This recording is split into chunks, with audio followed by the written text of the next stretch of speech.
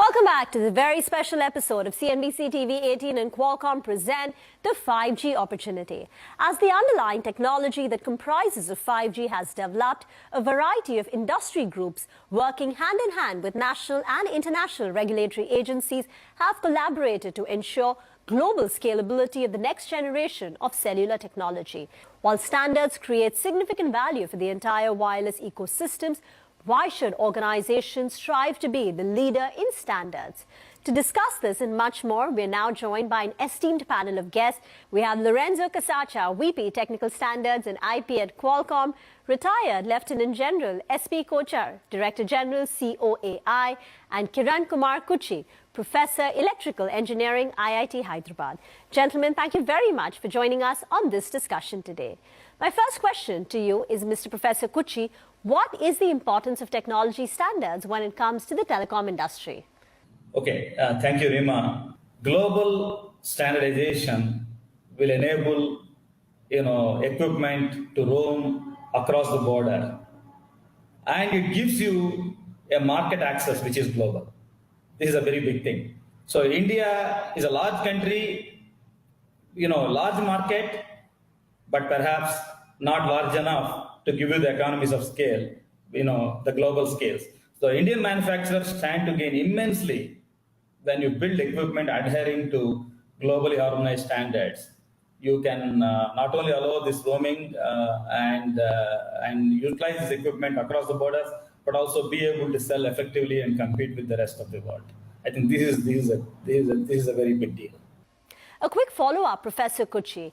What are the various advantages of having a unified set of standards that define 5G? We arrived at a merger formula that merged India's regional standard, or rather India's standard, which need not be a regional one, it could be global as well, with the 3GPP so-called global standard that led to a single unified 5G global standard. This process has formally been completed at 3GPP, at International Telecommunication Union, and within Government of India and TSDSI.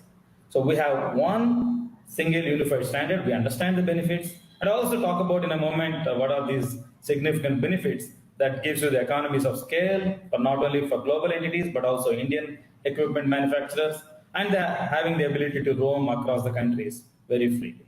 Lieutenant General, Mr. Kochar, I'd like to know your thoughts on whether adopting globally recognized 5G standards into the Indian national standards will advance the pace of 5G network rollout. What is your view? Yes, the simple short answer is yes. Anything which is introduced into a territory, if it meets the global standards, the cost effectiveness and the time effectiveness certainly enhances. In addition to that, we get cost benefits and we get interoperability with the rest of the world. So it will be a big advantage if we adopt international standards and our rollouts are as per the international standards. Lorenzo, we do know that Qualcomm has played an integral part in 5G deployment in various countries. How can we develop 5G security standards at a global scale? Well, there are two things that are most important for deployment at scale, of course, using global standard and using harmonized spectrum, especially spectrum that has commonality with other pieces of spectrum in other major geographies. And once you have those two things, the next important thing that kicks in is the availability of suppliers or companies that provide the technologies that can execute on those parameters, on the standard and on the spectrum, at scale, with efficiency, and with acceptable cost, of course. And this is really Qualcomm's specialty. For example, being able to support a lot of bands is an example of this. So really, at the end, the answer is simple. Global standard and globally harmonized spectrum are really the key for deployment at scale. Professor Kuchi, my next question for you is, could you help us understand how standardization forms the backbone of mobile network security? We have to see what 3GPP offers, or global 5G standards offers in terms of network security. We understand that the security is predominantly offered by the use of SIM card. SIM card is the device that protects and secures your communication between either a phone or an IoT device to the network. And 3GPP defines a set of protocols and specifications that ensures that the end-to-end connection is secure.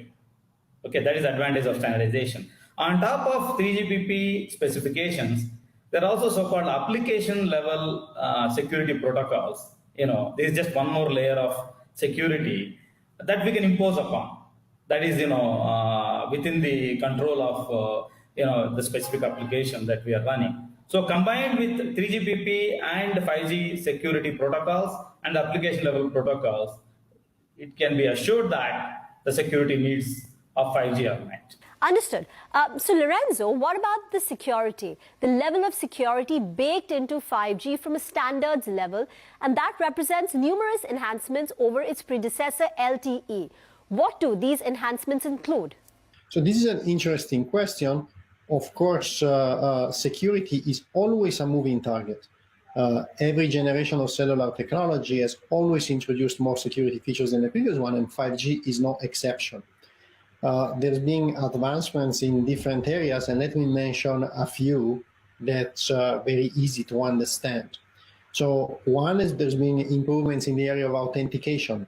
So with 5G, terminals, mobile phones, can authenticate base stations and vice versa. So usually it was the network that would authenticate the users. With 5G, also the other way around is possible. The users can authenticate the network, which of course improves security. Another interesting thing that is related is that there is better support for privacy. So in cellular systems, users are identified by a certain ID, by a certain identifier, which in 5G is subject to a form of scrambling. This makes it more difficult for people, for third parties to track or to know who is who. So privacy is supported better. And then a third one is that there is support of integrity protection for all of the data traffic. So these are all things that were not there in 4G, and there are numerous others, but these are just some examples. Lieutenant General Kochar, we know that 3GPP standards have played a pivotal role in the success of LTE, making it the fastest growing cellular technology in history. How is 3GPP setting the security standards for a 5G future now? Putting it very briefly, the cyber security of 5G will have to be ingrown. It will have to be organic, and it has to start from the drawing board stage as we manufacture 5G equipment. And because of that reason, there have to be standards which are compatible with 5G and as adaptable and as flexible as 5G offerings. So it is but natural that the security standards are also set by the same organization that set the standards for 5G, which is 3GPP. And this is a well-established fact that the security standards will also be set by them. If they do not do that, and these standards are set by somebody else, then this will become an overlay. And while there may be interoperability, but there will be a problem of organic growth of security in accordance with the 5G parameters of flexibility, adaptability, and so on. Professor Kuchi, how will the adoption and use of global 5G standards enable Indian manufacturers to compete around the world? So our government has very clearly stated that they are giving all the support necessary to enable Indian entities to develop mobile network equipment as well as IoT devices that conforms to the so-called 5G standards. And the aim is twofold. One is this equipment developed by Indian entities not only serves the needs of India, but also the same equipment can be exported, should be exported, shall be exported to other countries. So the government aims Indian entities to be an exporter of mobile network technology and equipment. Gone are the days when India was a consumer of mobile network technology, mostly imports. But India aspires to export this technology, manufacture this technology indigenously. I think we made a lot of progress in the last year or more. In my opinion, within the next 12 months, I think Indian entities will deploy 5G network infrastructure, in the upcoming 5G deployments. This is beginning, there are early signs that this is beginning to happen. Beyond that, I think the same entities who showcase their abilities under Indian network conditions will probably end up exporting this technology. Interesting. Mr. Kochhar, coming to you, how will the adoption of a globally harmonized 5G standard allow the Indian government to work more closely with global partners and allies on issues related to emerging technologies? The very fact, the answer lies in your question itself. If it is a globally harmonized standard, therefore, the world over, these standards are accepted by all those countries who have adopted these standards, and all of them have adopted. And therefore, all the brains and all the labs of all these countries are available for brainstorming, for doing experimentation, for making changes, finding out where the issues are, how to improve them. And that is a big boost that will happen. And before we bring this discussion to a close, I'd like to ask you, Lorenzo, how has Qualcomm contributed to standards which are driving the future of industries? Within Qualcomm, we see ourselves as creators of standards, really. And we see ourselves as a company that has played a key role, maybe the key role, to help new members of the ecosystem, new industries, to join the telecom sector to try to understand 5G, understand how 5G can fit the need of a new industry, and then, very importantly, design the technologies that can fill in the gaps, such that with some small additions, then 5G can fit into a new domain. This process of molding and creation of standards is really, really something that we are very passionate about as a company, as a group, as a team.